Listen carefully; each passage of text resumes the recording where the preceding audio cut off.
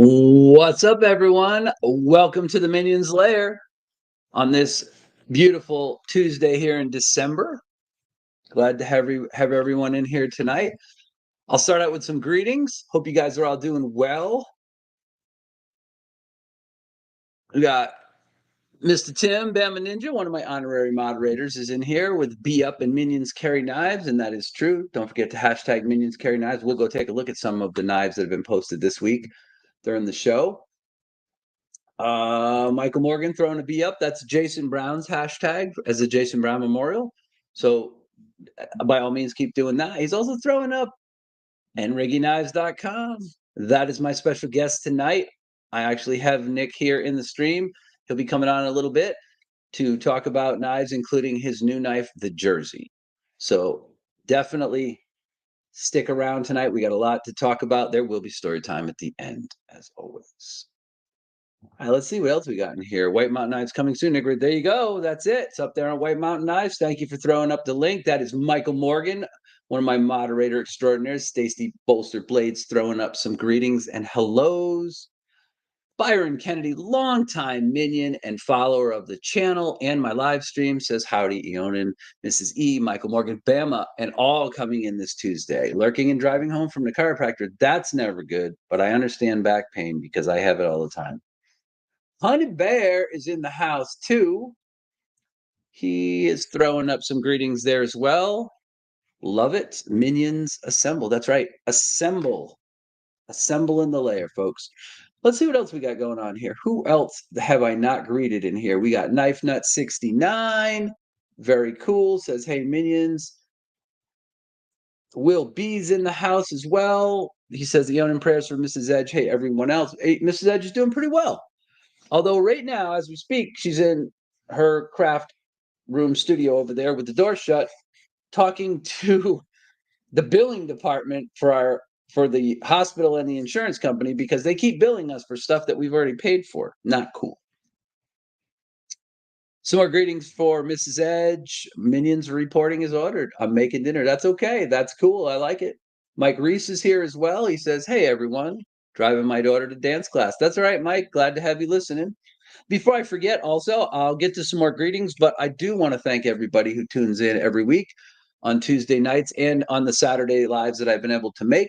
Thank you if you tune in live, especially. Thanks for following the channel and the live streams. Also, thank you to anybody who watches replays, who's watching on a mobile device, or if you're just listening. I appreciate it nonetheless. Don't forget to hit the like button too while you're here. I really appreciate that. It helps the channel analytics a lot. Knife Nut says, what are we having, Stacy? She looking for dinner.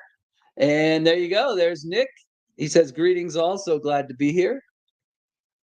Ed Harrison says, good evening, Eionan's Edge and everyone. Some more greetings going on. Freak Show is in the house.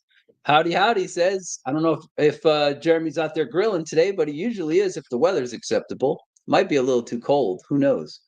Last Rangers here. He says, Gary says, I'm here just lurking, feeling a bit under the weather. That's all right, Gary. Just glad to have you in here. Like I said, hit the like button, hang out, listen for a while. Nick's going to be coming on in a little bit. He's hanging out on standby here, waiting for me to get through some of the formalities and some of the updates. And then we'll move into talking to Nick, which I think will be really fun for you guys. He's a good guy. You're going to really like talking to him. And I do encourage you guys to throw out some questions if you got them. Let's see. Dawn Ray is in here as well, throwing out some greetings. Good to see you, Dawn. Bobo Schnoggins is here. He says, hey, Knife family. Top Dog is in the house as well. He says, hello, everyone. I'm just driving, so listening. Always good to have you in here, Top Dog. For those of you who don't follow along quite as well with the lives, Top Dog is a brother Marine like me. He retired out of the Marine Corps, though, so he's a lot more hardcore than I am. But nevertheless, always glad to have him in here. Very, very long time and popular member of the community, Top Dog is. Ed Harrison's in here as well. Native Wild Man is in here. There's Sean right there. He says hello. He's throwing out some greetings as well. There he is. Stacy's having a big fresh salad with spring greens, romaine tomatoes, baby spinach, roast chicken, cheese, blue cheese, and green onions. Nice. That sounds tasty. I could dig that. Bunch more greetings going on. Cool. Well, we got over 20 folks in here already just in the first few minutes. So here's what we're going to do. We're just going to go ahead and start out with some pocket checks. Go ahead and throw those up for me. I'm not going to do anything special. I want to get through pocket checks today and have plenty of time to talk to Nick and for you guys to talk to Nick. So let's just throw up some basic pocket checks and we'll move along from there. Lone Wolf. Lone Wolf's in here tonight too. He said still med adjusting, but wanted to stop in and show some love to everyone. Thank you, Lone Wolf. I really appreciate that. Good seeing you in here. I know you've had some struggles lately too. We'll be thinking about you, brother. Hang tough, all right? Dawn Ray says, that sounds great. To Stacy. Michael Morgan's got freak shows link up there. If you didn't know that, Jeremy does do knife sharpening. If you're looking to sharpen a knife and you're not comfortable with doing it yourself, there is someone that you can send your knife to for sharpening. Stephen Wallace is in the house. He said, just got done eating. Yeah, so full. Well, thanks for coming in, man. You're going to have a good time being in here tonight. We've got a great guest who's going to be talking about a really cool knife that's coming up, and also giving us some background info and things like that. So it'll be a good time, and there will be a story time at the end, as always. I don't know what I'm making for dinner, but it sure won't be as healthy as Stacy's. Tuesday is taco night in our house. I'll be cooking back there for the wife on the counter. Whoa. Garen Gatorlope's in here as well. Nicki says accident, Varga VBR, and of course a jersey. Oh, he's Nick's all over this. He's on top of the pocket checks. So there you go. Right? Of course he's carrying the jersey. Let's see who else. Let's get some other pocket checks in here. Bobo says he's got a Sabivi sneezes. I call it a sneezes. A sneezes. That's pretty much, yeah.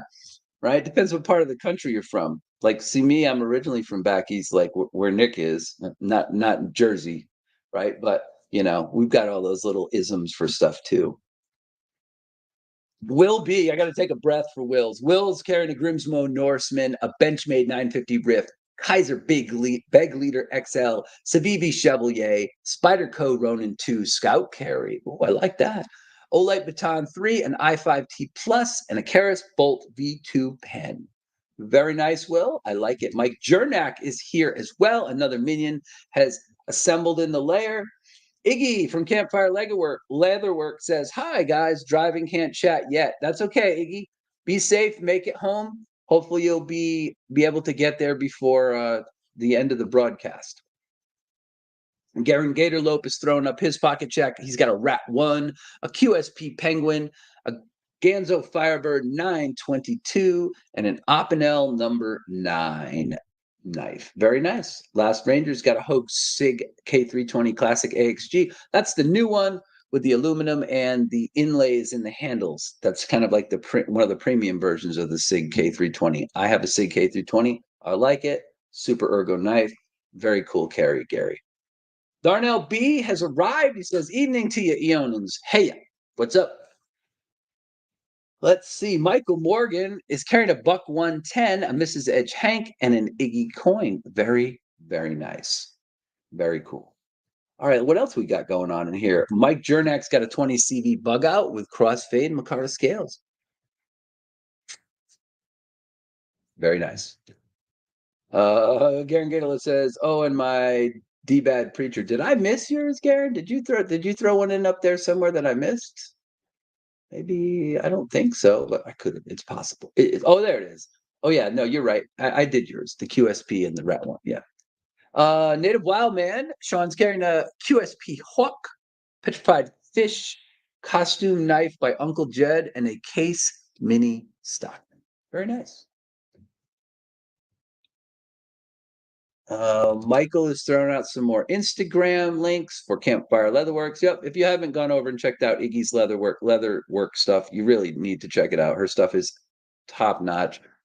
Mrs. Edge and I got a billfold from her and something else, and I'm probably going to be getting some more items from her in the near future as soon as we get through with the holidays.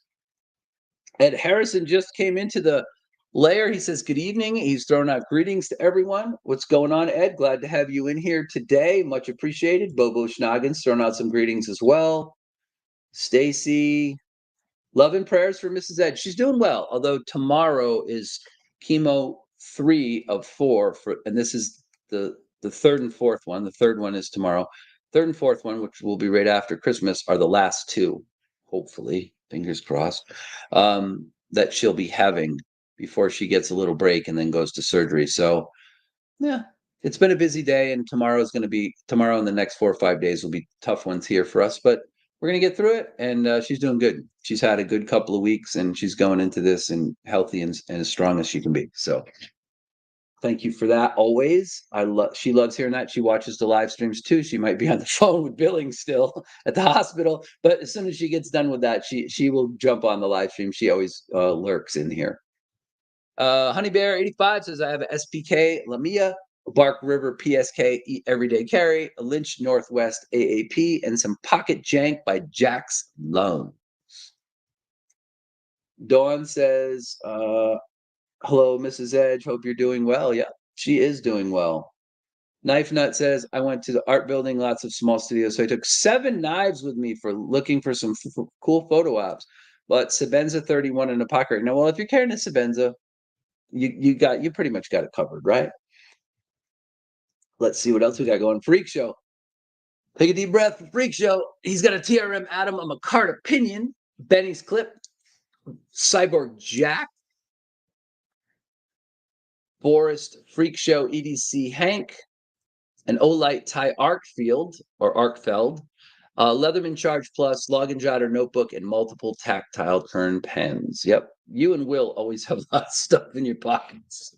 But I get it, brother. I get it. All right, let's see. Last Ranger. I like the K320, like you said. Very nice ergos. Yeah, one of the most ergo-friendly knives on the market, I think, in that size range. Let's see here. I think that's. Oh, we have more comments. Maybe I do. Maybe I might be mistaken.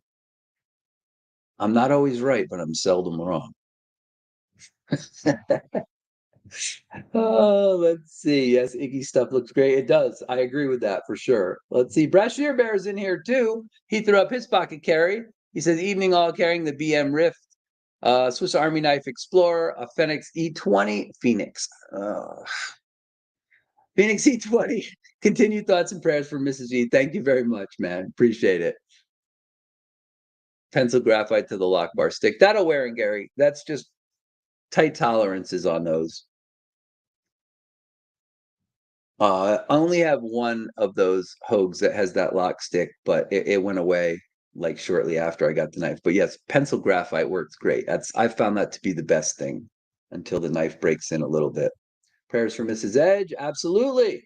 Thank you, thank you, thank you. A lot of that going on here.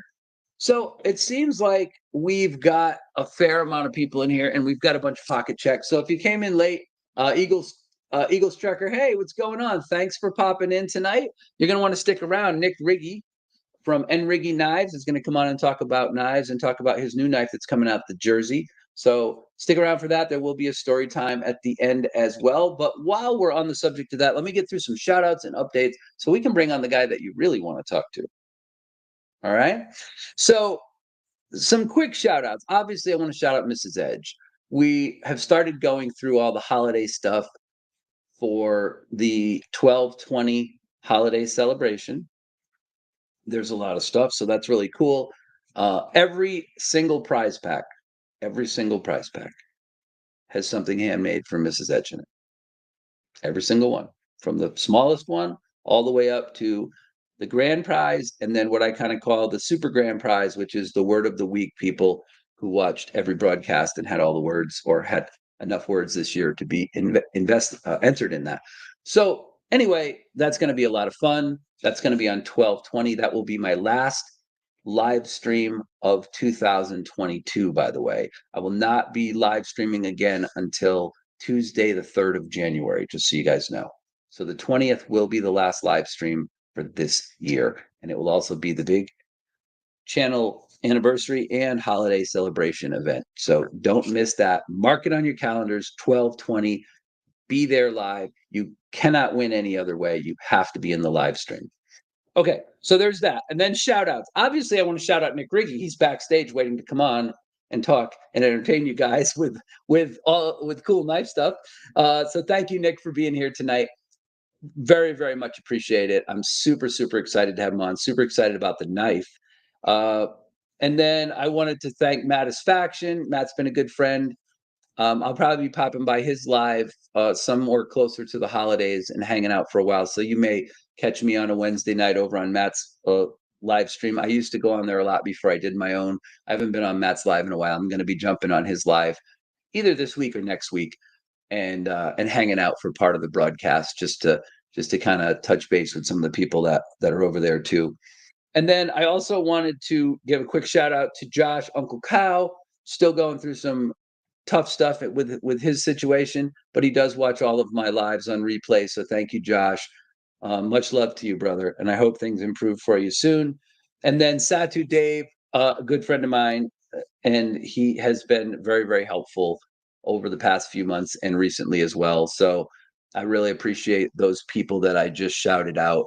And obviously, all of you guys, including my awesome moderators, Gonzo, Michael Morgan, Mimo, Iggy from Campfire Leatherworks, Bearded Doom is my part-time moderator, and Bama Ninja, who was in here earlier, is my honorary. So I have 5 people here who do a great job of helping me keep this channel running and these live streams running properly. Much love to them. Thank you very much. Okay, so let me get a few comments. We'll catch up on a couple other things, and then we will jump into some of the meat and potatoes here as we're up to like 33 people in here. Don't forget to hit the like button for me while you're in here. Who do I have in here that's new? Will says, I'm able to carry my pen and I5T in my shirt pocket. I can believe that, yeah. The 5T fits in there pretty well. A little chunky, but not too bad. I like seeing the Rift getting carried. Yep. Cool. Bluminati Ninja. When we go and we do the Minions Carry Knives segment, I'll bring Nick on before then, but when we go look at some of the knives, I'm going to have to jump over to Bluminati's IG because Bluminati and I have, it's my hashtag and my posts haven't been showing up in there because Instagram's so hosed up. All right. Anyway, let's see who else is in here. CPM is in here. He says hello. CPM's got some killer cool knives. Marcos Gamma says, be up. Hello, brother Jason Brown. Yep. Thanks for popping in, buddy. We hope you can stick around, too. It's going to be a good show tonight. We may run a little bit over, but that's okay if we do. Leland Phil, longtime channel subscriber and Minion member. He says, I'm here listening while working. That's okay. I appreciate it. Nick's throwing out some love as well. Yeah, Bobo says 12:20. We're having a 3-kegger at the edges. I won't be. I don't think I'd be conscious for 3 kegs. 2 fingers of scotch or whiskey is pretty good for me. I can sip that and have a fun time. Let's see. Who else we got in here that I haven't greeted? I just want to make sure. Belt Loop's in here. What's going on, Belt Loop? Love it. It's gonna be a good time, buddy. Some other greetings going on. I think I got everybody. I think I do. I do. Okay, so let me see if there's any other updates I'm missing. So I mentioned the 12/20 holiday event. I mentioned that that'll be the last live stream of 2022, and we'll be back on air on Tuesday, January 3rd, will be the next time that I am live after the 20th. There will be more Tuesday lives between the ones between now and then. Also, real quick update on the holiday celebration. There's been more donations to the present packs. So that means that all the way from the top to the bottom of the lineup for the 12/20 holiday celebration, things have improved. So you won't want to miss it. All right, so here's what I'm going to do. We are going to go look at Minions Carry Knives, but before I do that, I am going to bring on my special guest for today, Nick Riggi, and Riggi Knives, custom knife maker, soon to be OEM knife producer and designer. He's going to come on air. He's going to talk a little bit about himself and knives here coming up. But I'm going to bring him on, and we're going to go look at some knives over on Minions Carry Knives for a few minutes, and then we will get to the actual meat and potatoes of interviewing Nick Hello, Laura Gillespie. Good to have you in here. Thank you for stopping by tonight. So without further ado, let me bring on my special guest, Nick Riggi. What's Hello. going on, Nick? Hi. How How you are doing? you? How's everybody? I'm doing great. I think everybody's excited to have you here after our little false start last week, but I think most people understand why we couldn't have a live stream. Wouldn't have been a pretty sight. Yeah, that would have been good, right? You might not have been able to smell it, but it would have been a bad situation. So anyway, what I like to do, Nick, it's something I started doing recently, and I thought this would be fun because you can throw in a few comments too, is I have a hashtag, as I think you know, over on Instagram, and the people who follow my channel and my live streams go over there and they hashtag their Instagram posts and put up their knives. So I like to go over there every week and spend 5 or 10 minutes and just kind of look through some of the pictures, stuff that we haven't shown on screen, and it gives them an opportunity to get their knives up in the live stream. So we're going to go do that for a few minutes, all right? Perfect. And the other thing too is if you are a person who is interested, whoops, hold on. If you're a person who's interested in coming on and doing a 5 and 5, and a lot of you know what that is, where you get to bring on 5 knives and do a show and tell on my live, hit me up at gmail.com, eionansedge at gmail.com, or my Instagram, eionans_edge, and let me know you want to come on and do that, and we'll make a time for you to do that, all right? So without going too much further down there, let's go ahead and we're going to get a tab up here, which is this one. Boom. All right, so let's see what that looks like. How do we look on here? Not too bad. There we go. All right, so let's take a look at some knives that we've got up here and see what's come up this week. Wow. Instagram's really messed up for me. I can't click on any of these. Something's wrong. Okay, well, anyway, how about we do this? I'm going to switch over here to Bluminati's page because I know he's posted a lot of stuff. And we'll take a look at a few of his knives this week. See if we can get this to come up right.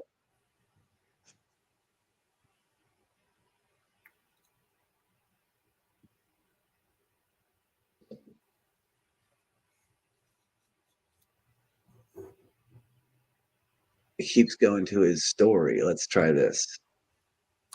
There we go. All right, so let's see what we got here. This is pretty cool, Bluminati. We got the Paragon, which sold out again right away.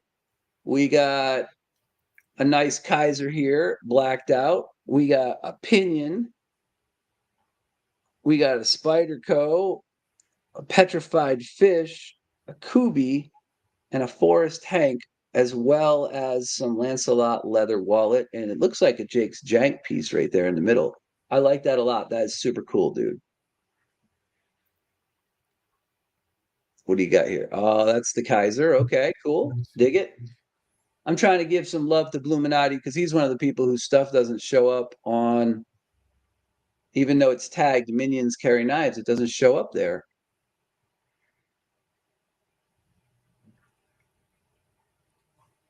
Okay, there we go.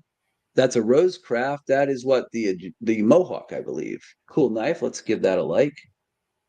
See what else we got here. This is pretty cool. So Bluminati, are you making these yourself? Is that what's happening? Are you making these paracord items yourself? I believe that's what's going on. Bang Bang just got in here too. What's going on, my friend? Happy to see you here. Just Nate's in here as well, listening. I'm at work. Okay, that's cool. We're gonna look at a few more knives and then we'll jump into the talking part of this. See what else we got up here. That is cool. It looks like a spider. I dig it. Civivi Rosecraft, Pinion. We got an O-Pen down there with some Forest Hanks. Nice. Kaiser original. I mean, sorry, that's a drop bear, I think is what that is.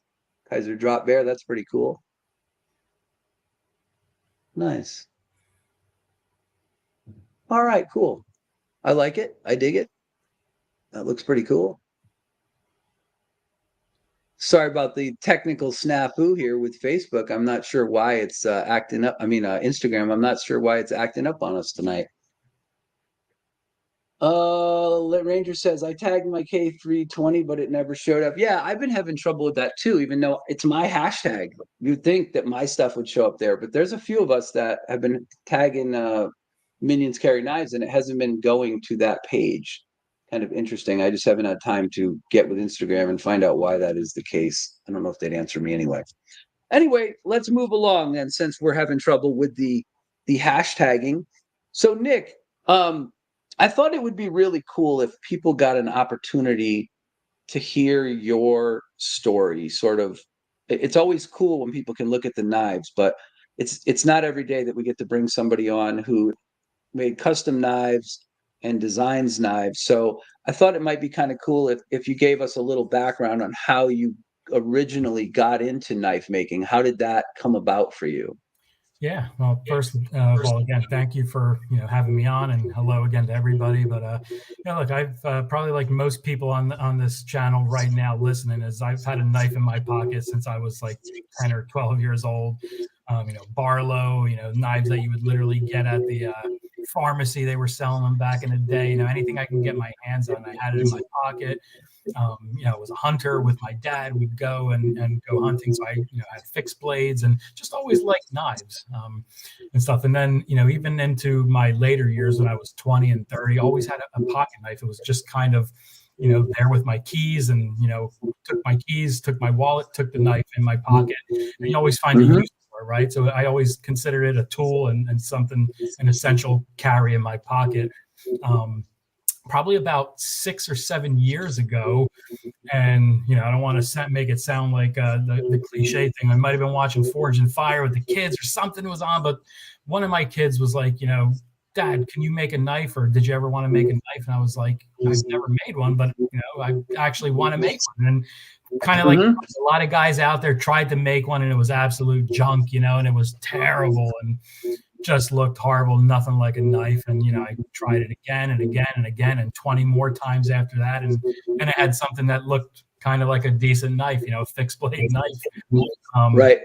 Kind of just kept going on from there, and actually made fixed blades for the last 6 or so years, hundreds of them, hunting knives, kitchen knives, sold a bunch. And then about 3 years ago, I tried my hand at making a friction folder, just because that was kind of the next evolution. And I actually made a couple decent friction folders, and then the bug really hits you at that point, right? And you got to move to the next level, right? So I moved a bunch of stuff out of my little shop garage over here, and I bought a mill. And not that you need all that stuff, right? Certainly no CNC or anything, but at least a mill. I figured you got to be pretty precise. Sure. Fixed blades, everything's got to be exact, or it's not going to open or close right or shut good. So did that, and made about 25, 26 folders that, as soon as I would put them up on Instagram or show somebody, somebody would want it and I'd sell it. And I was basically able to make one folding knife a month. I was going, because I was only doing it on the weekends. So I was like, wow, at this rate, it's going to take me forever to make 50 knives. And I started getting the idea in my head that, maybe I'll go a production run at some point. And I actually started that process about a year ago with the OEM that I have now. And here we are, literally, I think just about a year later, we're almost to the point where probably about 45 days out or so before these knives actually hit my hands over here from being done. Right. So the thing I think is interesting is it's a big, and I don't think, I mean, I know some people here in the knife community understand this, but maybe not everyone understands this. It's a really big commitment to move to that next level, because when you order 300 knives, 500 knives, whatever it is, there's a lot that goes. I mean, besides getting an actual knife design and a working prototype like what you already have, there's a lot of investment in time and money that goes into bringing a knife to market. It's not as easy, I don't think, as people think, and that's why I think when you have a good design like yours, a lot of people want to get on board and help with that. So, can you talk a little bit about that, like what that process was like from the time that you decided, I'm going to build an OEM folder and I want to try to produce a knife and bring it to the public?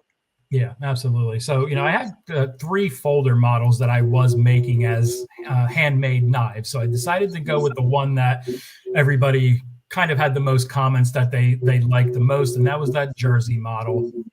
Mhm. But I reached out to four OEMs overseas, Chinese manufacturers, and if I can, tell you what names they were, I reached out to Rayad, I reached out to Concept, I reached out to Shieldon, and I reached out to Best Tech.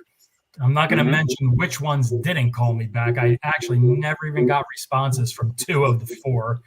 Not Wow. even a call back. Yeah, yeah. So, but the other two that did call me back, I kind of sent them the designs. They sent some ideas back and kind of gave me some ideas on timeframes, pricing, procedure, all those different things. And I ended up going with Shieldon. They were the least known at the time of all the manufacturers Sure. we went with, but I just had a good vibe from them, and everything when you deal with overseas, right? Everything is, you got to do it in the middle of the night, right? Because they're on a 13-hour Yeah. difference there, Yeah. right? And the other Right. thing that Yeah. you learn real quick is that they have a million work holidays that they're shut down, right? So we're trying to actually get everything going a little quicker right now because they're going to be shut down for about a full month.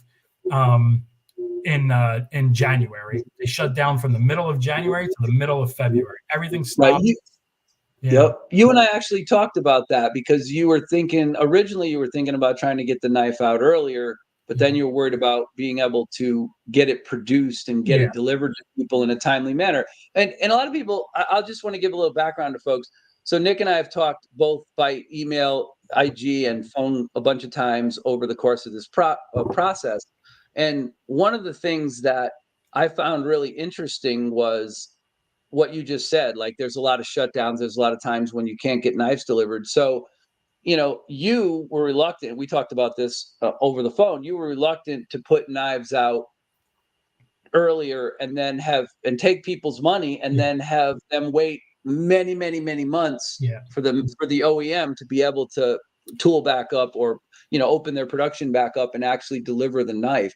So Yeah. that's another thing. It's another thing to consider when you're trying to introduce a brand. And obviously, the first knife's very important, right? You want it to go fairly smoothly so Yeah. that people want to buy more, Yeah, right? 100%. There's so many things Right. involved, but that is definitely was one that was really an important decision for me where I didn't want to open up a pre-order, take people's money, and then have them wait for 5 months or 6 months. Because I've been there.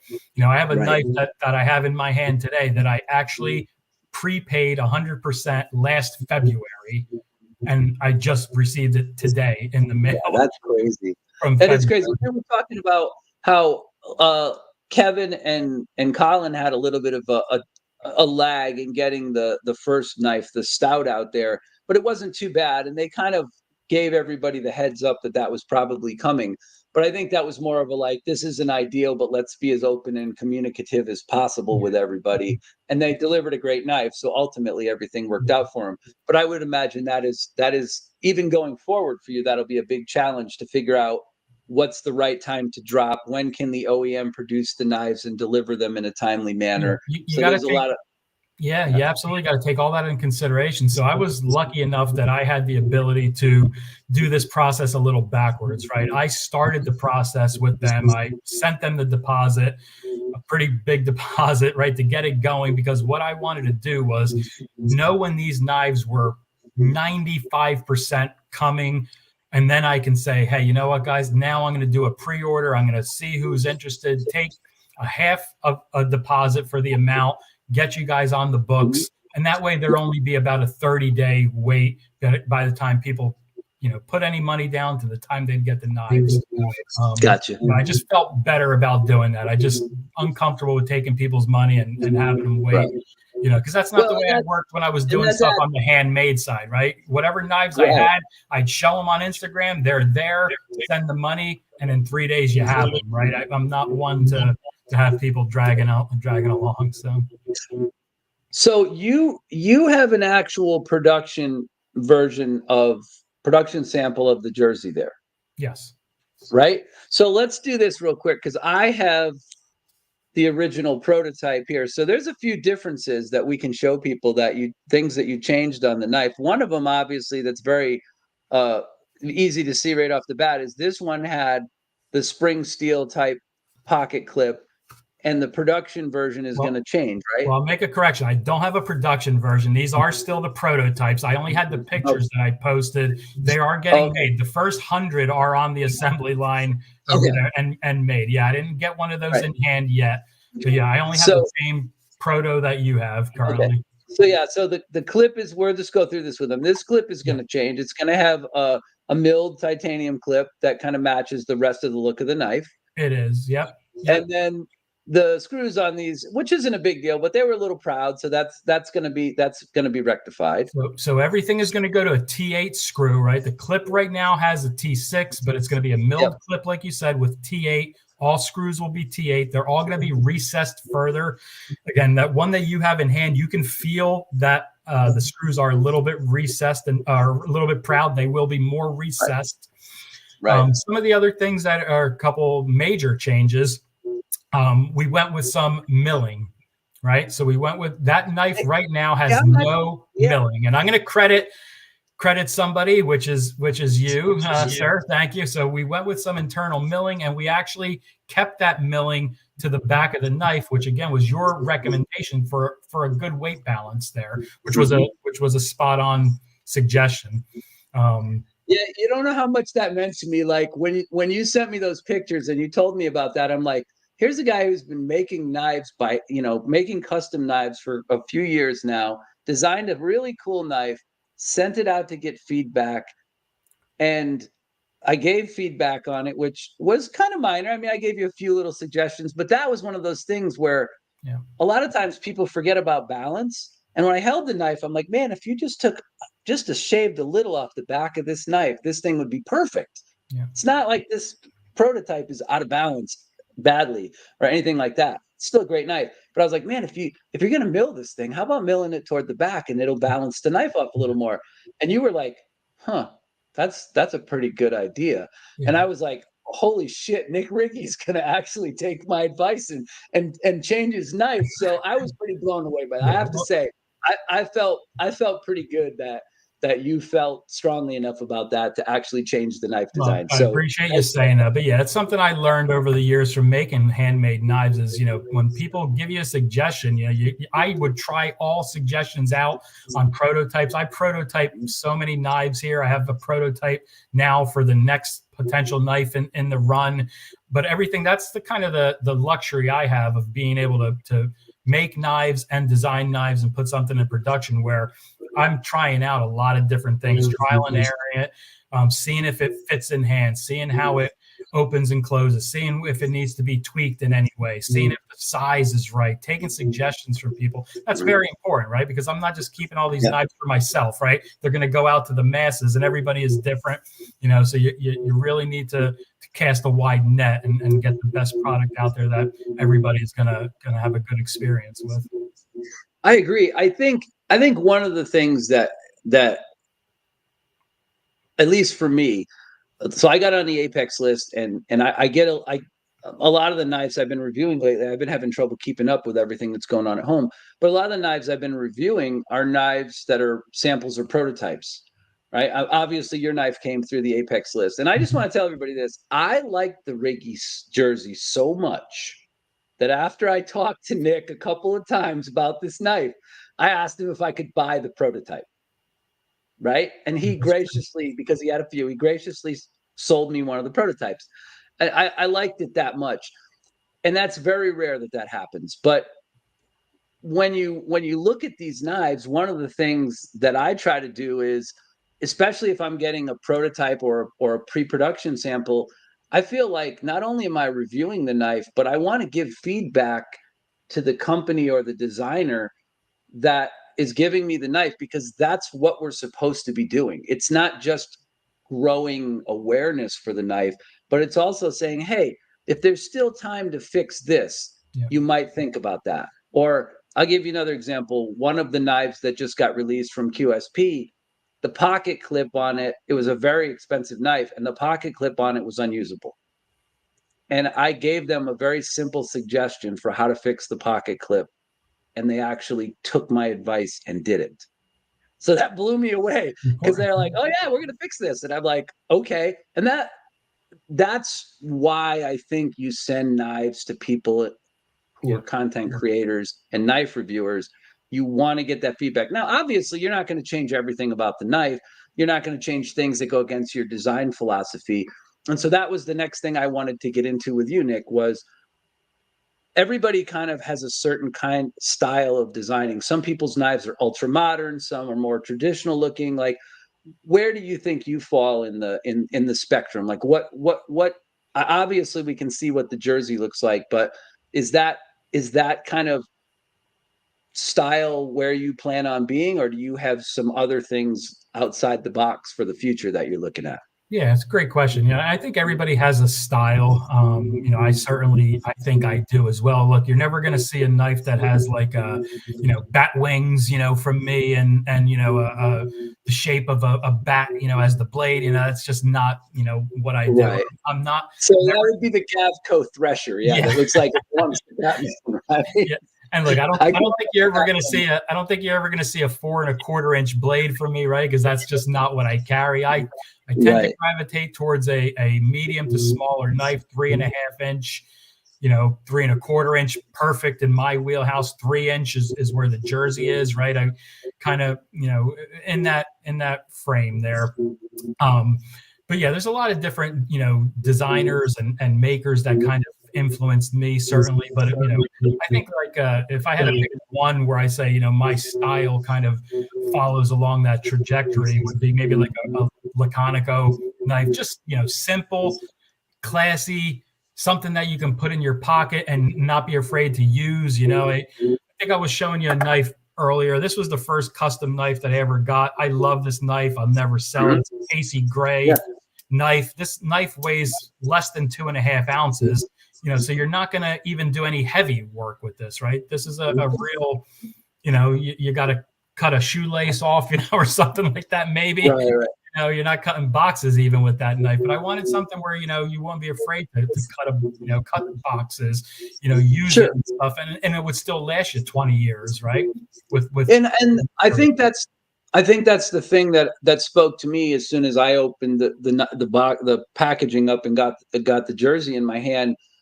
I kept asking myself, what it's funny that you said Ray Laconico. I think we did bring that up one other time in a conversation, but I kept asking myself, I'm like, whose designs do these remind me of?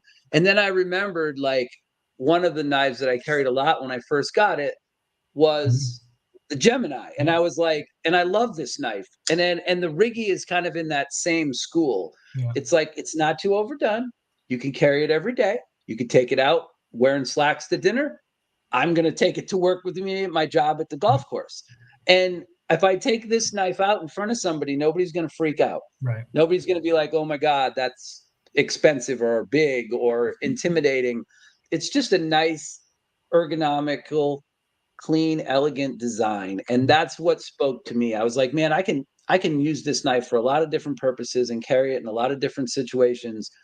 And with this build quality, I think you're gonna have a home run here. You really are.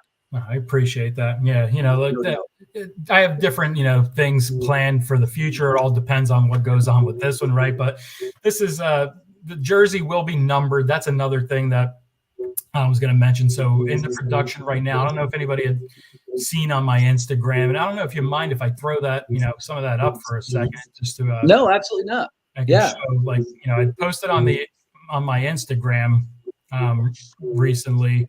These are the actual production knives from the factory. So they are labeled with the steel designation on them. That is the actual clip that replaced that spring clip. That real simple titanium. And then this is the actual number 001 of 150 of the blasted. And then there'll be the 150 of the stonewashed. So there'll be 300 numbered. And if I ever go through another round of doing another run of the jersey. They won't be numbered, right? The first 300 that are coming off are numbered, and that's the only ones that'll ever be numbered of that run. Again, that makes sense. I mean, first productions are typically done that way, right? And then when they're not numbered, that that's not an original production run of the knife. I'm going to share screen here, Nick, because I don't think what you put up showed up. So I'm going to show some of the stuff you were just talking about. We were just talking about off here. Okay. So here's what you were talking about earlier with the milling. Yeah. And it's toward the back of the knife, and that was to balance the knife off a little bit more. So that turned out to be, something that I was like, it really made me feel good. I was like, oh my gosh, he's actually putting one of my changes in a knife. But I'm looking at your Instagram now. So this is the actual production. Yeah, those are taken at the factory last week. And that's another change, though. That logo is they darker it a little. On the prototype that you and I have each have. That's actually done in almost like a white frosting, and here it's done in a darker kind of I asked them to just darken it up just a tad. Yeah, that was some of the comments that I'd seen come through at some points to just get, the logo did show up nice in different lights, and when you hold it different, but they went a shade or two darker on the lasering. It looks great. And the other thing, folks that are following along, you want to take a look at here is one thing I loved about this knife from the beginning. I loved how the pivot collar, the shoulder of the pivot is recessed. It's been taken down. And when you actually pinch grip this knife, that feels amazing because it gives you like a little raised surface to hold on to. And here's another picture that shows it really well too. Right around the pivot there. I don't know what you have a word for it. I may not be calling it the right thing. Yeah, that's just a recess there, right? It was either do nothing and it would have been completely flat. There was an option to do pivot collars. I didn't want that. I wanted that, and it's a little more work involved there, right? Because that is actually milling down. The titanium was that much thicker. They had to mill all that down and waste all that titanium around there to get that done that and then way. Get it all smoothed off and bead blasted afterwards. Yeah. So that's really good. Here's the new clip. There we go. So there's the updated pocket clip on the knife, which looks really good. Fits the knife a little better. I think it has a little nicer aesthetic with that, and it's obviously a little stronger clip too. It's going to have a little more retention. So, and there we go. Yeah. So that looks really nice. And this looks like stone washed and bead blasted, which is a little different than the one I have. Yeah, and there's the screws, so that looks really nice. That came out really good. Now, are you thinking about doing any aftermarkets for this knife? A lot of people like to buy like Mokutai back spacers or tie mask, things like that. So these are things that we're talking with these guys right now. Material. The issue with a lot of stuff going on now is getting materials over there, right? There's a lot of the embargoes are hurting those guys over there as well, right? Trying to get stuff, with different things. But we're trying to figure out, what that would look like to, do a batch of Timascus or Mokutai on clips and back spacers and things like that. Yep. And then this is is that going to be on the back spacer? Is that where the numbering is going to be? That's the underside of the back spacer. So the only way you'll see that is when you look into the knife. Look inside. Gotcha. It's on the inside. Yeah, I'm super geeked about this. I'm so excited to get one of these in hand and get one of these purchased. It's going to be a really fun knife to own. That's for sure. Yeah, like I said, and depending on what the reception of this is, like I said, I do have some other, again, because I know this is not, in everybody's kind of flavor there, right? With a 3-inch titanium frame lock, some people are more budget. Some people don't like titanium, so I do have plans for, again, depending on how this reception is on this, to maybe release a larger model, maybe release a frame or a liner lock version with micarta, which is more budget with a 14C steel instead of M390. Sure. And that it's funny because I go back to Kevin, and he's doing the budget growler first, but I just showed you the more high end knife. It's going to be U.S. made. And I think that's always kind of a smart situation when it suits the knife. Sometimes you change things about the knife design and it doesn't have that same feel or that same usability to it. But I think when that's done right, it's really helpful because we like to think that everybody can buy a 200 or 250 or $300 knife, but the simple fact of the matter is that's not always the case. That's why I try to do different price points of knives on my channel reviews, because I know not everybody can buy a 250 or $300 knife. But with 14C and micarta instead of titanium, you're looking at a knife that's probably going to be around $100, give or take. I would say that's exactly right. So yeah, the price point that I'm looking at right now for the jersey, as it sits now, is just around $200. I was thinking that's a great price. Yeah, which is on the lower end of knives that are out there with similar materials and everything like that. Again, my thought here was to just have a good economical knife that is able to be put in your pocket day after day and be there for many years without costing you $400. Right. But yeah, the plan would be for 14C with my card or G10 to be right around $100 or even less if possible. Yep. I mean, Shieldon did the growler, and I think Lefty's doing that at what, 85 or $90. So so it's possible to get a $100 or slightly less knife with those components. And that'll be exciting too. I'll have to have one of those if I'm going to have the regular jersey. I'm going to have the 14C and micarta one as well. I'm prototyping everything now, right? So this is, I've shown you this earlier. So this is an Atlantic model, which would be the next one after the jersey. If you guys haven't noticed, right, everything kind of centers around New Jersey for me here, right? The Atlantic, but I made this, and I've made 15 of these in titanium as frame lock. So this is a liner lock. And I had this dyed for my daughter who actually wanted. This is all purple and titanium liner lock. So, but that would be, again, I have the luxury of being able to make stuff here and prototype it and trial and error, over here. So I have a question, and if anybody has a question, by the way, please throw it up for Nick. I'll try to keep looking at the chat and see if anybody has any other questions. There's some comments about the actual pictures of the jersey, the clips, some of that.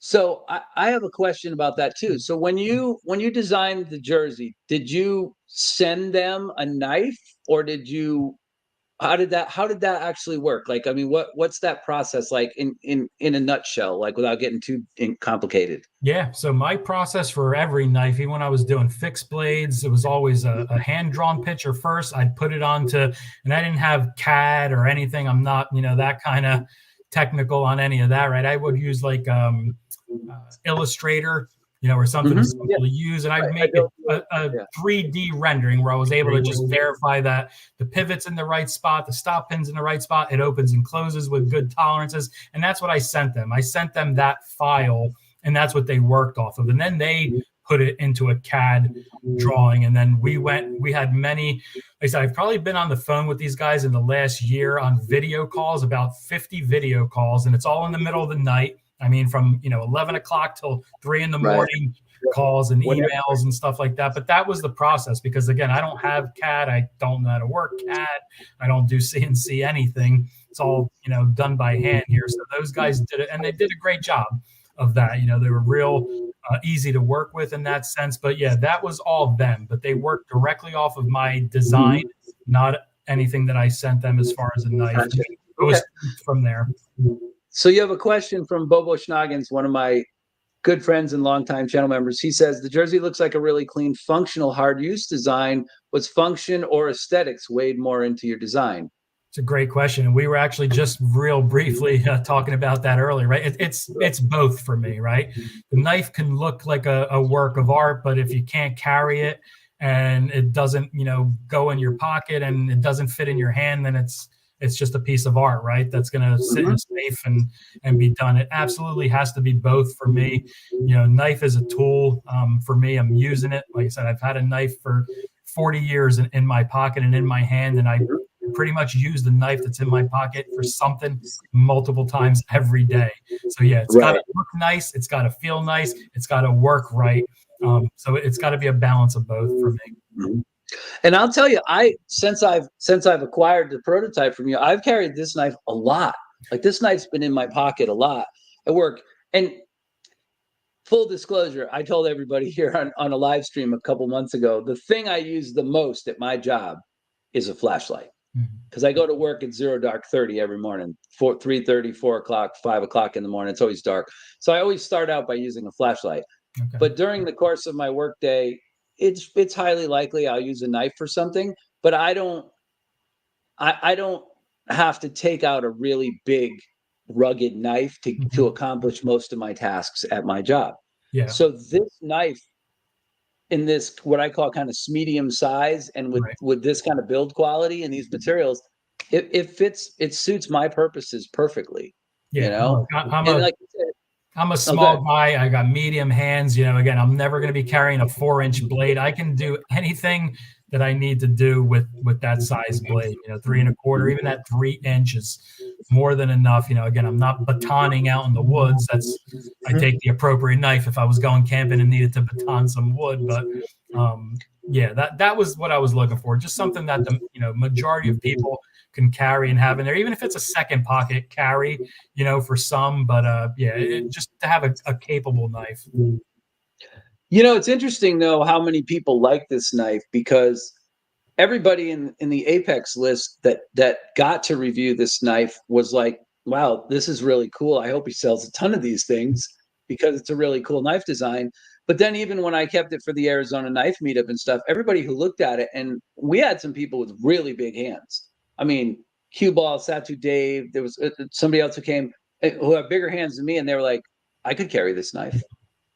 You know what I mean? So that's the thing. Like, it's not a small knife either. Like, when we're talking about this thing, we're not talking about a little knife.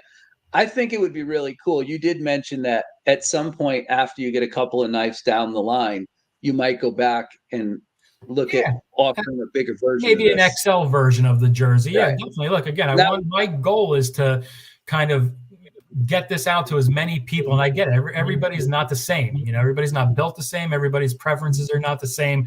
So, I don't want my prerogative as the designer and the maker to just say it's one flavor, my flavor, and everybody has to eat that flavor, right? I want to be able to. Well, yeah. I mean, ultimately, if you want to sell the knives, if you want to sell the knives, you've got to come up with a design that speaks to everybody. And if you go too far to one end of the spectrum or the other, then you end up in a niche market where you're only selling to those people who want a knife that's really weird or super, super simplistic, right? You don't want to be in those categories either. Iggy wants to know what part of Jersey you're from.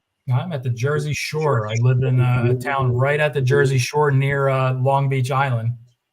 I'm a New England boy originally. I was born in Boston. Nice. And I grew up along the shore in Connecticut. I lived in Mystic, New London.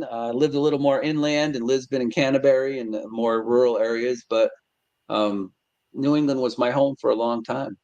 Nice. Yeah. I love it here. It's nice. It's nice all year round, except in the summertime, right? You get all the day trippers and stuff, and it takes me 20 minutes to go to the grocery store, which is only 5 minutes away. Then at that point. Right.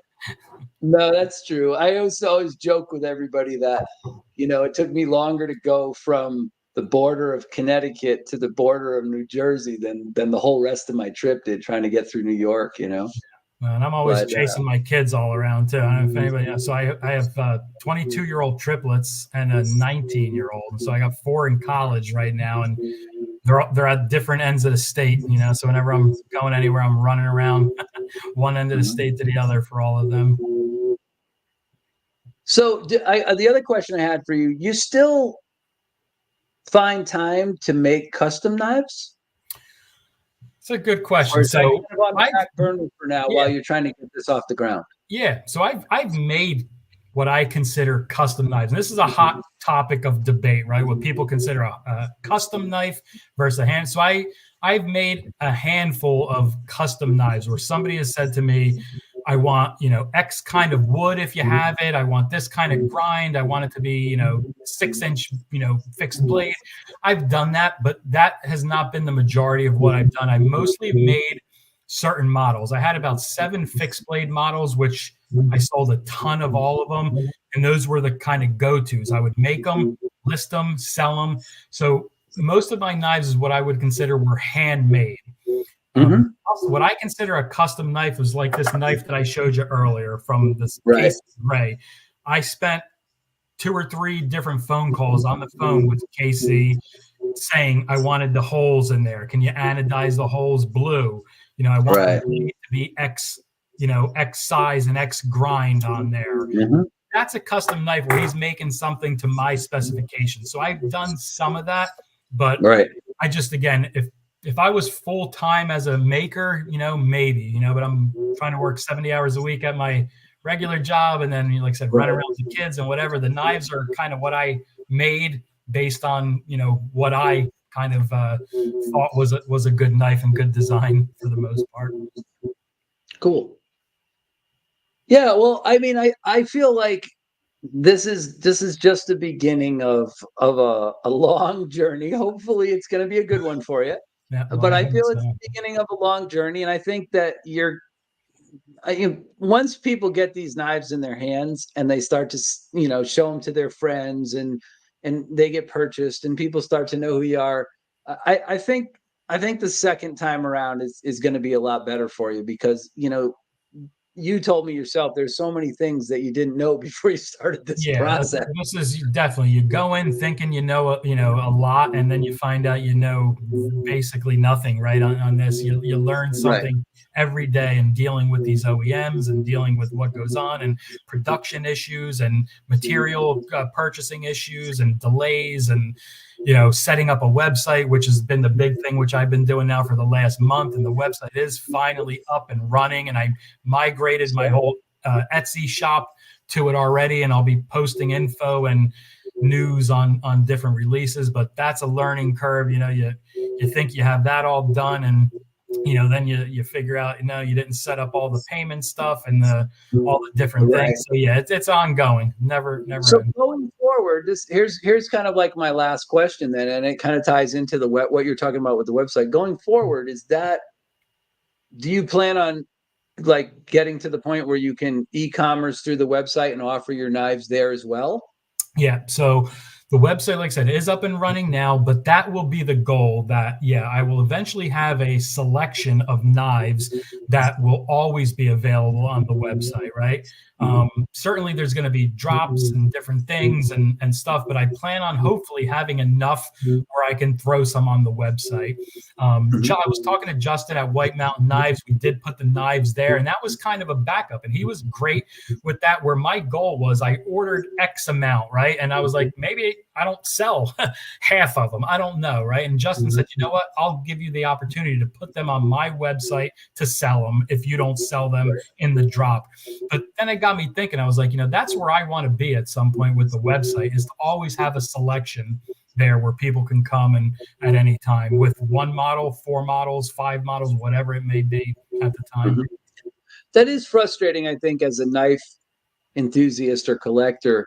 I'm not going to call anybody out by name, but there's some people who have websites and offer their knives, and they never have knives in stock. Yeah, look, and we've all been on the receiving end of that, right? And that's what I'm trying to avoid. I'm trying to learn from my own mistakes, but I'm trying to learn from things that I've seen other people do as well, right? I want to make all of this the best experience, not only for me, but for everybody who wants to support me. Yeah, can one of my mods please throw up Nick's website? Just Nate is asking about what the website address is. Right here, he said, "What's the website?" So if Iggy or Mimo or somebody could throw up Nick's website, I'd appreciate that. Just throw that up in chat so people can go check it out. I'm actually, if that's okay, I'm going to flash it real quick. I think I'll do it right this time. Sure. Tell me if you guys can see that there. Hold on, let me share that. Add to stream.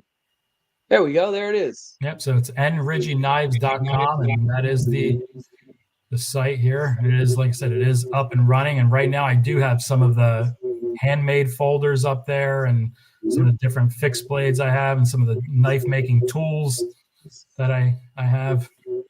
Mm-hmm. Cool. Now, hey, have I been pronouncing your name wrong for like 6 months now? Is it Riggi?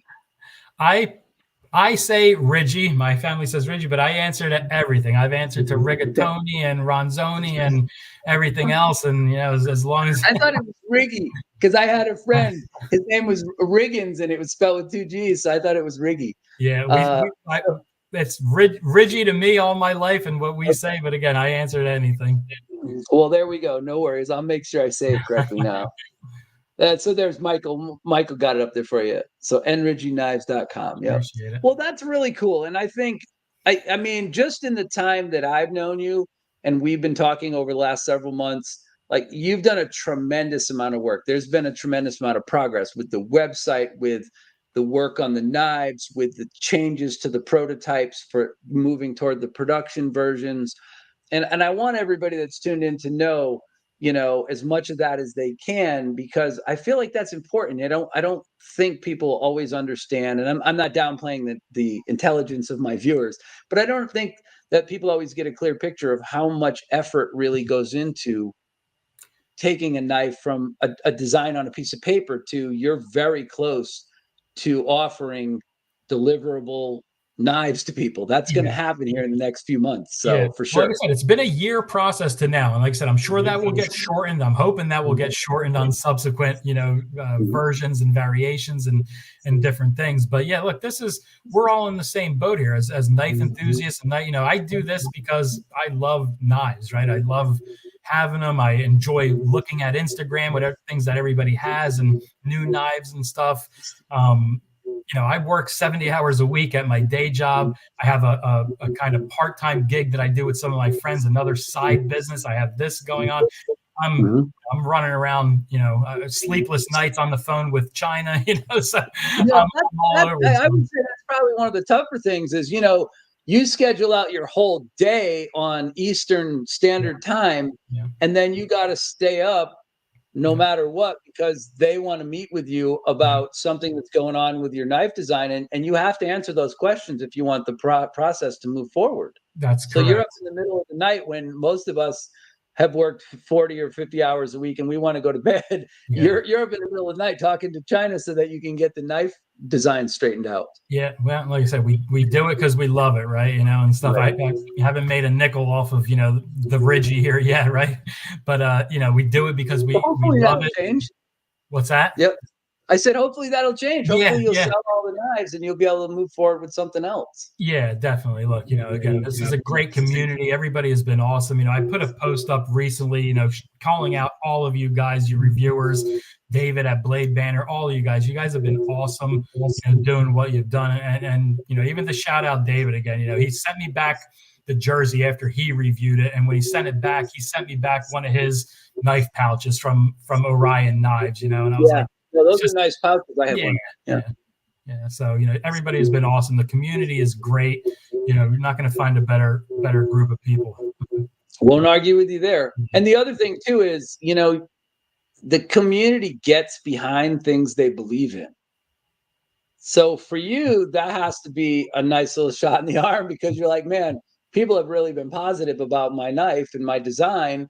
And that kind of, I'm sure that kind of, you know, gives you that reinforcement going forward. Hey, at least I know there's a lot of positive interest for this. I mean, it's one of the things that keeps me going here and keeps me pushing forward for sure. Exactly. And like I said, for me, this has been a great experience because a lot of what you and I talked about behind the scenes was stuff I didn't know. And so now my viewers are getting to see kind of how much work and dedication it takes to take a knife, like I said, from a design on a piece of paper or an Adobe Illustrator file and turn it into something that you can physically, tangibly hold in your hand and say, this came out really cool. And it's very rewarding, you know, there's an absolute, you know, rewarding, you know, aspect to that, right? To see that from hand sketch to, you know, online, you know, movement of the blade to getting it in somebody else's hand who really transforms it into actually getting that that knife back in hand is really, you know, it's emotional. Mm-hmm. No, I can relate to that. I mean, like I said, even just having you make one small change to your knife because I brought it up, I was like, that's super cool, you know. I was like, this guy's gonna actually change his knife because I made a suggestion. So that was really neat. But and I feel honored, really. So Nick, here's what I'm gonna do. I think we've answered their questions on the knives. We've gone an hour and 15 minutes or so into the broadcast, and if you're good with everything we've covered, I think I'm going to move to story time so we can send all these folks on their way.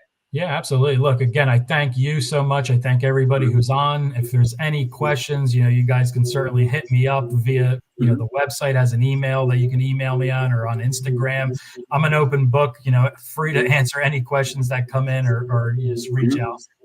Yeah, I would tell everybody that, you know, Nick is, you know, within the time constraints that he has been very, very accessible to me and to the other people on the Apex list and people in the knife community. So if you got comments, suggestions, and then what I would love to do, Nick, is when the knife actually does drop, and people can start, you know, are about to get it in their hands, I'd love to have you come back on the show. It'd be great 100%. to talk. Yeah, it'd be great to talk about, you know, how the knife is being received. And once people have it in their hands, I'm sure there'll be a lot more comments. I think Michael just threw up your link for White Mountain Knives too. There you go. Perfect. So yeah, so that's great. If you want to hang around for a few minutes and stick around, it's up to you. But I'm going to do story time. That usually lasts about 10 minutes or so. I like to end the show on that because I have lots of life experiences, and some of them are kind of crazy, like this one I'm about to talk about. Okay, sounds good. Again, thanks everybody. Really appreciate everybody. Yeah, awesome. Thanks, Nick. All right, man. Have a good night. Thank you. All right. So anyway, yes, thank you to Nick for sure. It's always super cool. Ed Harrison says, thanks, Nick, for coming on tonight. So there you go, guys. You get a little introduction to Nick and what he's all about. Like I've told you a few times before, super nice guy. He was on Grumpy's live for the kniferights.org marathon, and just a super guy. So you're going to love the knife. If you can afford it, I would definitely recommend picking it up. And then if it is a little bit out of your price range, definitely think about the fact that Nick is considering, sorry, a little fly in here, a budget version of that knife in the future. And it'll be made by Shield, in the same company that's making the Devo Knives Growler. So you can kind of see where that quality level is going to be at on the first knife. And I think you're going to be very, very excited. So many thanks to Nick for stopping by tonight. I'm glad we could get him on. I'm glad you guys got a chance to meet him, even online, and see what he's all about.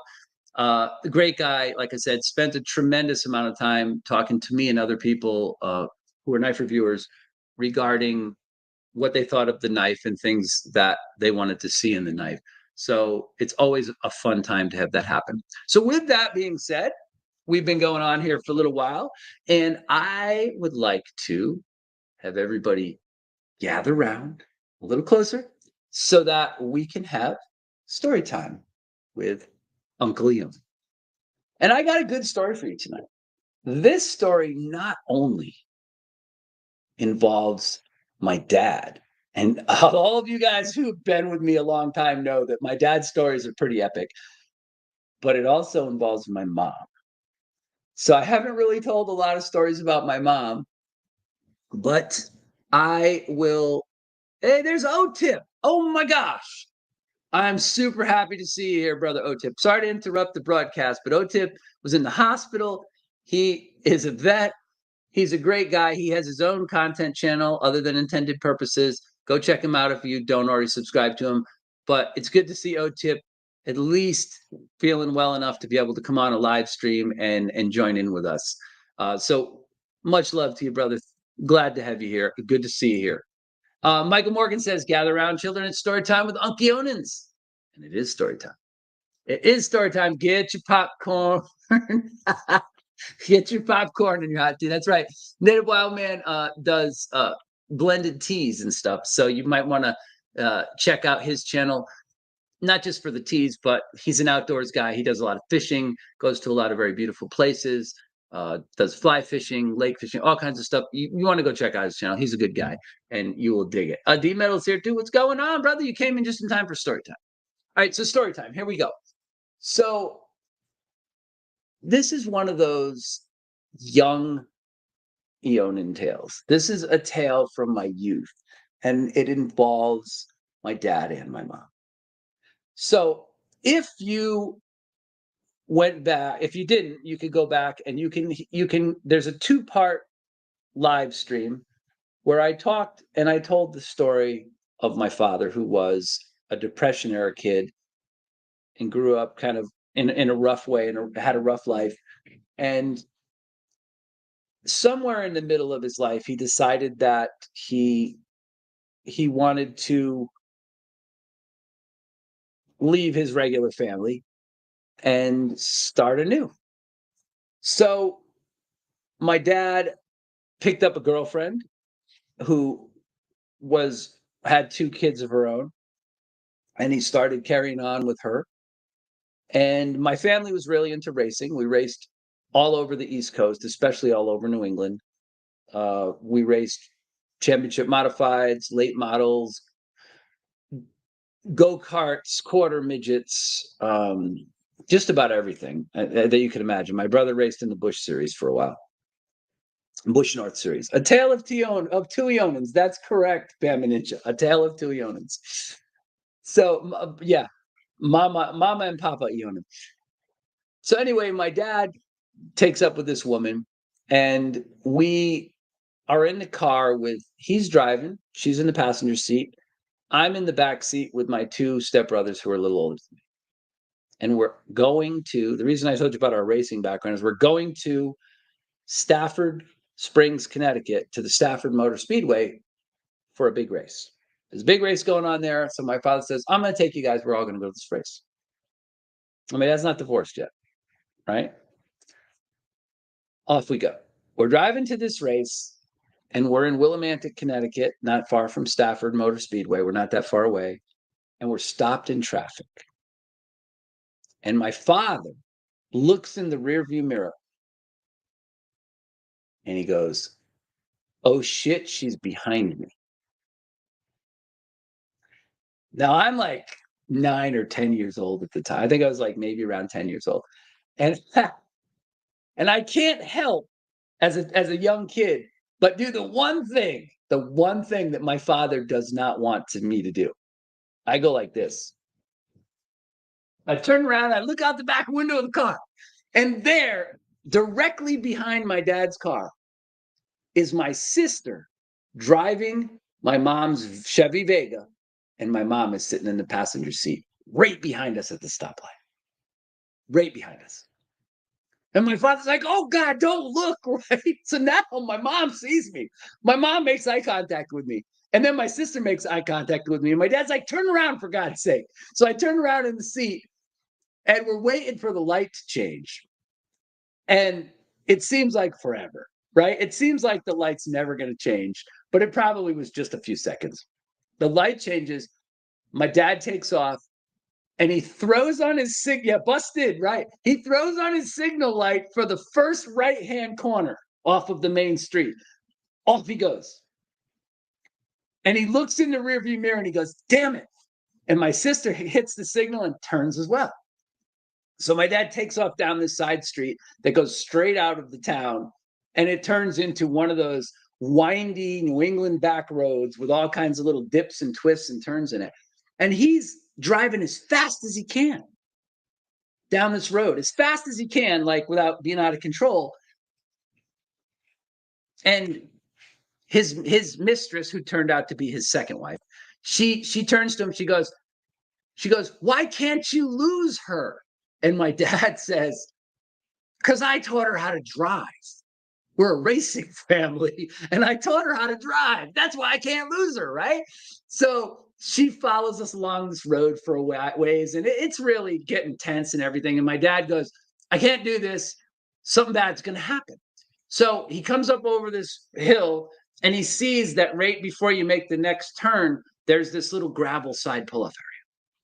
And so he waits till as late as he can, and he turns off off the road into the gravel, and he hits the brakes, and he turns the car and slides it sideways and comes to a stop. He thinks my sister is going to just go flying straight by us and then have to slow down and make the corner. Instead, my sister does the same thing, except she pulls up on the emergency brake and the car spins around backwards so that my mom's side of the car is facing my dad's side of the car. You follow me so far, folks? Now, my mom was a little tiny lady, 4'11" tall. Okay? Small. They called her Midge, short for midget. They called her Midge her whole life. My mom is now about 6 feet away. Her door is like 6 feet away from my dad's door, and she's kind of almost straight across from our car. And there's, dust and everything from all the gravel that's been kicked up, right? But the car slides to a stop. She's facing my dad. He's facing her, looking out the window. And all you can see of her is like the top of her shoulders. She's a little tiny woman, right? And she's sitting in a Vega. She sticks her arm out the window. She looks at him and she goes, I gotcha.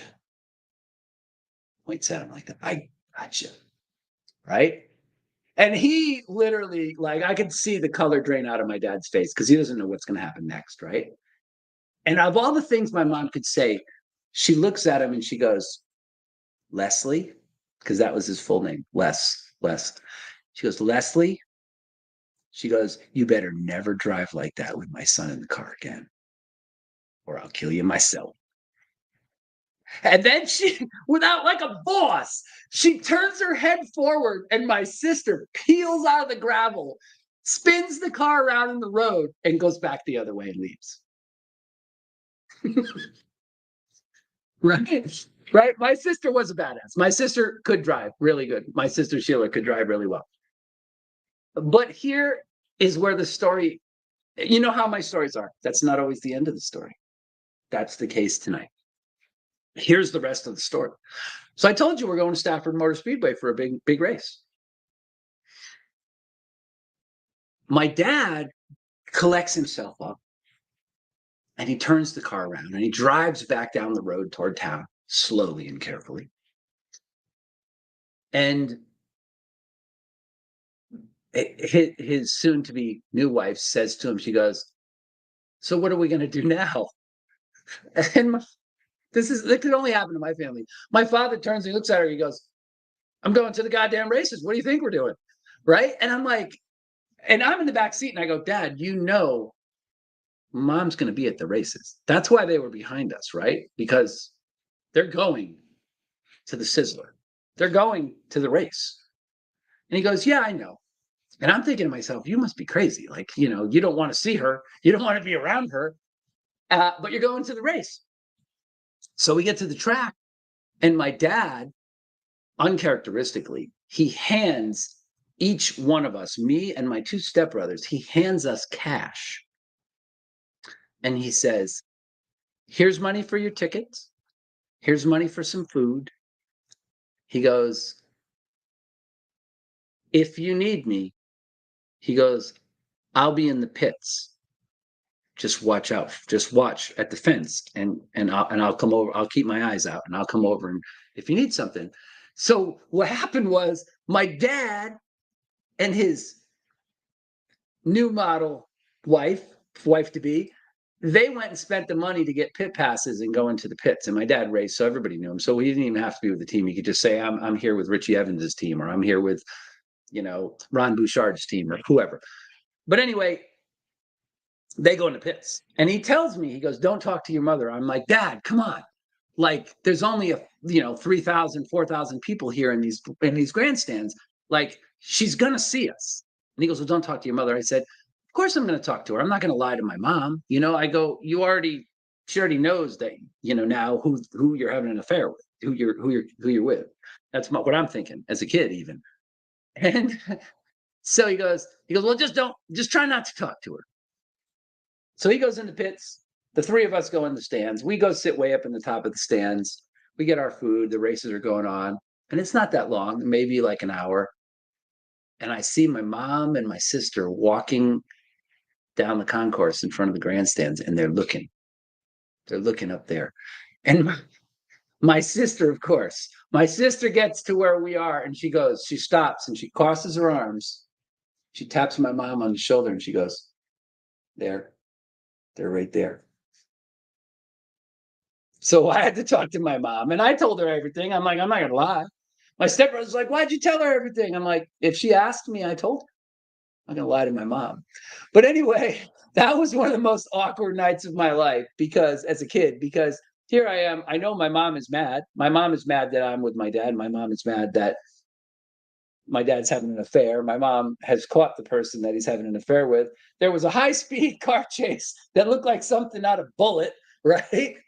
And now I have to sit in the grandstands where my mom is, right? At the same time. It was really hard to enjoy the races that night. But anyway, thankfully, nobody died. No cars were damaged. No children were injured during this excursion. But that was kind of, yeah, that was my family, and that was kind of my childhood. So anyway, guys, I hope you enjoyed the story. I hope you enjoyed having Nick on. Like I said, awesome guy. You're gonna love his knives. I wish I could send them around to you now so you could get a feel for how great they are. But I appreciate you guys being here. Sorry that I've been a little hit or miss with the live streams lately. The real world and life has gotten in the way a few times. I'm looking forward to the holiday celebration coming up on the 20th. Don't miss it.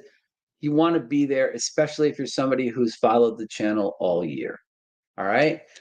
There'll be plenty of good times between now and then, but you definitely want to be here on 12/20. With that, I'm going to go make some dinner for Mrs. Edge. Hopefully she's done dealing with the billing department at the hospital and the insurance company. We're going to have some dinner. I'm going to have an ice cold beer.